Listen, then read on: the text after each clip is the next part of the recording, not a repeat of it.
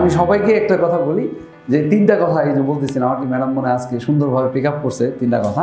আমি সবসময় বলি number 1 is very much important, ঠিক আছে? সেটা হচ্ছে কি বলছিলাম, আমার কথা শুনতে হবে। আর ক দিয়ে যদি বলি সেকেন্ড ক আছে কোঅপারেটিভ হতে হবে, মানে আমার সাথে কোঅপারেশন করতে হবে। কথা শোনা মানেই তো কোঅপারেশন। আমি যদি ক্লাসে বলি যে এইভাবে লিখেন, তাহলে এইভাবেই লিখবো না, স্যারে কইছে তো কি হয়েছে, আমার মন চায় আমি এমনি লিখবো, ব্যাপারটা এরকম যেন না হয়, ঠিক আছে? স্যার বলছে তো কি হয়েছে, আমি আমার মতো করে লিখবো, এরকম কিছু নিজস্বতা কিছু থাকে। আমি চাইবো এই নিজস্বতা বা নিজস্ব যে ব্যক্তিত্ব, যে রেসপন্স বা পার্সোনালিটি যেটা আছে, এটা আমরা ভবিষ্যতে রং লাগে আমরা হয় ভবিষ্যতে করব। কিন্তু আমি চাইবো যে না, আমার একদম এভরি মোমেন্টস আমাকে যেন ফলো করেন আপনারা, সবসময় যেন কোঅপারেট করেন। আর থার্ড হচ্ছে ইজ ভেরি মাচ ইম্পর্টেন্ট, সেটা কি বলছিলাম? হ্যাঁ, ধৈর্য ধরতে হবে, ধৈর্য ধরতে হবে। এবং আমি সবসময় বলি দ্য ডে টুডে, আজকে কথা নেই, লিখে রাখেন, স্বর্ণাক করে লিখে রাখেন, বলে দেবো this is the day you life my day, you just remember this is the most memorable day in your life. আমি বলতে যাচ্ছি যে please take it and accept it in their way. এবং এই যে ফুল মোটিভেশন নিয়ে আমরা আসছি, এই মোটিভেশনটাকে কাজে লাগে যেন আমরা সাকসেসটা পাই। যারা জুমে আছে, যারা দেশের কান্ট্রির বাইরের ডাক্তাররা আছেন, বিশেষ করে কলকাতার ডাক্তারদেরকে আমরা ইনভলভ করি, বাকি ডাক্তারদেরকে আমরা কখনো জুমে রাখি না বা লাইভ ক্লাসে রাখি না, তারা আমরা অনলাইনে ঢুকিয়ে দিই, মানে রেকর্ডেড শুটের ভিডিও শুটের যে ক্লাস ওগুলো করে। আর বেসিক্যালি কলকাতার ডক্টররা আছেন, তারা যারা বাংলা ভাষাভাষী ডক্টর, সহজ কথা, তারা আমাদের সাথে জুমে কানেক্টেড থাকেন। আমি যারা জুমে ক্লাস করি তাদেরকে 3টা ক্যাটাগরিতে ভাগ করছি, ঠিক আছে? ক্যাটাগরি যদি আমরা, খারাপ শোনা যাবে, class 1, class 2 and class 3। Yes, জুমের যেই অডিয়েন্স আছে তাদেরকে আমি 3টা ভাগে ভাগ করছি। সো ক্লাস 1 ব্যক্তি কারা আমি বলছি, আমি এত বলার পরেও সকালবেলা যখন ক্লাসে আসবো দেখবো খালি ডাকতেছি যে ভিডিও আর ওপেন হয় না, ঠিক আছে? ভিডিও খালি অফ করে রাখে। তো এরকম করা যাবে না। মিনস আমি ক্লাস 1 তাদেরকে বলছি যারা শুরু থেকে শেষ পর্যন্ত যাদের ভিডিওটা অন করা থাকবে, তারা হচ্ছে ক্লাস 1 অডিয়েন্সেস, ধরতে পারছি? আর ক্লাস 3 হচ্ছে তারাই যারা ভিডিওটা ক্লাসের শুরু থেকে শেষ পর্যন্ত, আমি 100 বার ডাকতেছি নাম ধরে, ভিডিও অফই আছে, ঠিক আছে? তারা হচ্ছে আমার ক্লাস 3 ক্যান্ডিডেটস, বুঝতে পারছি? আর মাঝামাঝি যেই লোকটা আছে, এরা করে কি মাঝে মধ্যে ভিডিওটা অন করবে আর মাঝে মধ্যে ভিডিওটা অফ করবে। অলরাইট, কোয়েশ্চেন হচ্ছে কেন আমরা এই ক্লাসিফিকেশন করলাম? This is important, very important mind. কারণ যখন 2020-তে কোভিড চলে আসলো, সাডেনলি একটা কিন্তু থ্রেডেন খেয়ে গেলাম আমরা। আমাদের 5টা ব্যাচ এখানে বসে আমরা ক্লাস নিতে, ইভেন বসানোর জায়গায় অবস্থা না, মানে এমন একটা অবস্থা ছিল। যখন কোভিড আসলো তখন তো একটা বিগ চ্যালেঞ্জ অ্যাকচুয়ালি, যারা ক্লাসরুমে এসে এত মজা করে ক্লাস করতো, তারা এখন কিভাবে ক্লাস করবে? তখন জুম আমাদেরকে হেল্প করলো। তো জুম শুরু করার পরে দেখা গেল যে স্টুডেন্ট মোর দেন 60-70% বললো যে স্যার পরে দেখা যাক কি হয়। এমনিতে জুমের ক্রাইসিস, ফ্যামিলি ক্রাইসিস, কারো কোভিড হচ্ছে, ফ্যামিলি মেম্বার্স খারাপ হয়ে যাচ্ছে।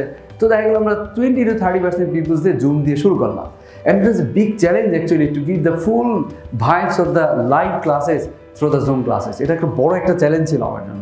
Ultimately we got the success just by having some of the ইন্ডাকশনটা যদি ফলো করি তাহলে আমরা কিন্তু পারবো।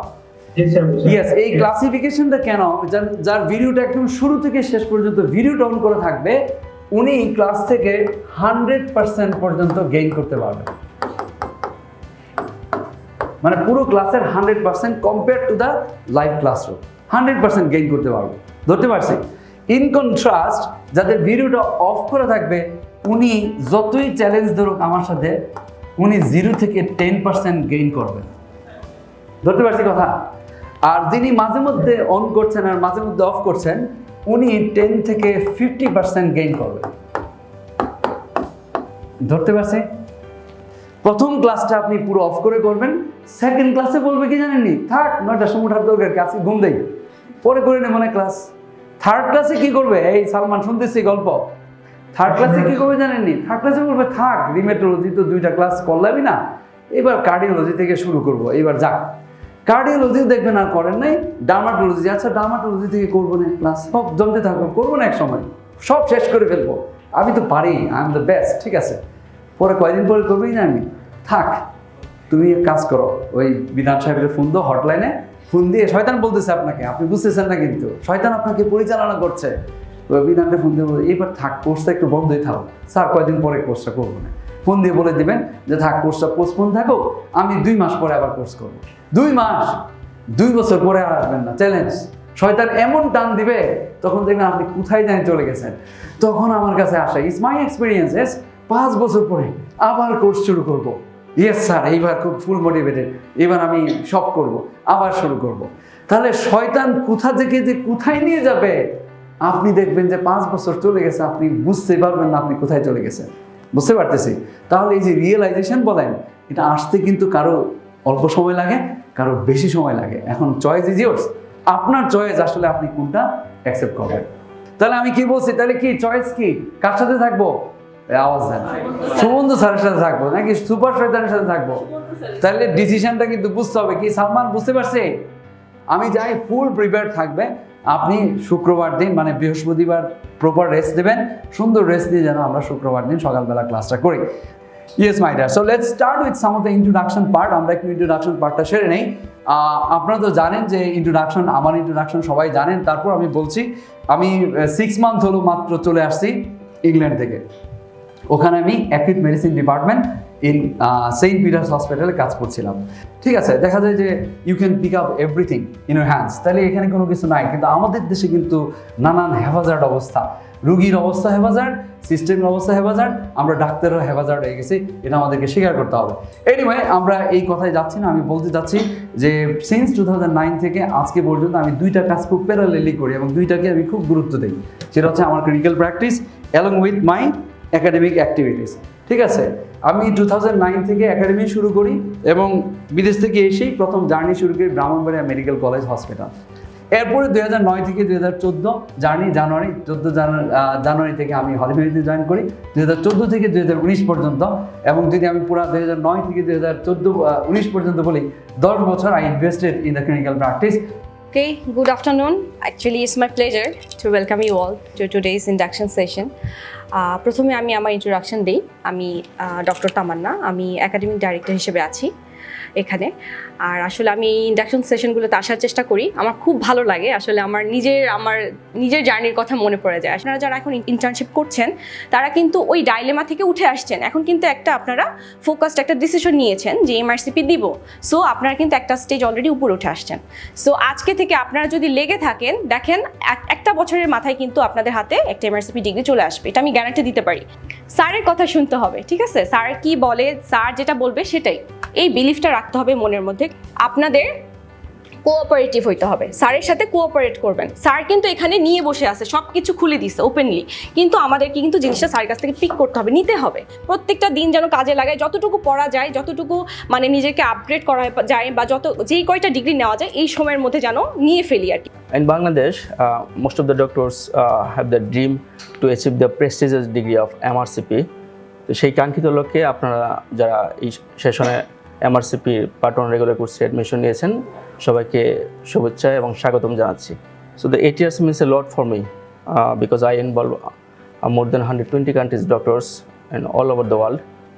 The candidates feedback, the successful candidates feedback, I have just collected a few of them. Just one of the feedback I've gone through. Thank you so much, sir. This course really helping me a lot. You explain such tough topic in very easy, simple and easy language. I need your guidance in my medical career because I have no practical experience, feeling very low. On the successful international events 2016 and 2022 তে আমরা মুম্বাইতে course করেছিলাম, then 2019 Delhi, 2022 কলকাতায়।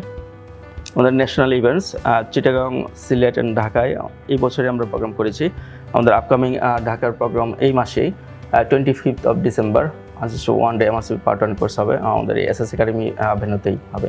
আমি জানি সবাই হয়তো অনেক এক্সাইটেড, কারণ এখানে যারা এসেছেন সবারই হয়তো ইন্টারনাল মেডিসিন প্যাশন, অথবা হয়তো আপনারা ব্রিটিশ ডক্টর হিসেবে ক্যারিয়ার করতে চাইছেন।